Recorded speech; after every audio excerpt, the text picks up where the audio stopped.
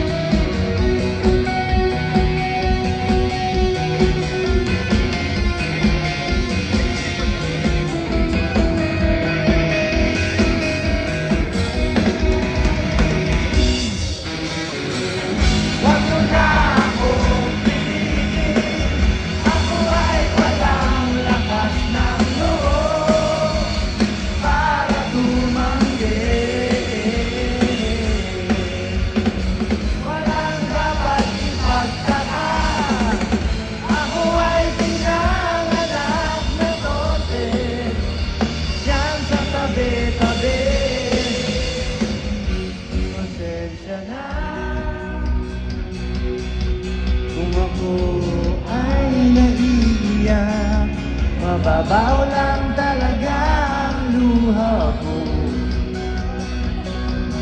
Di ko mapigil ang aking damdamin. Pwede ba umalis ka na, tumutunog na ang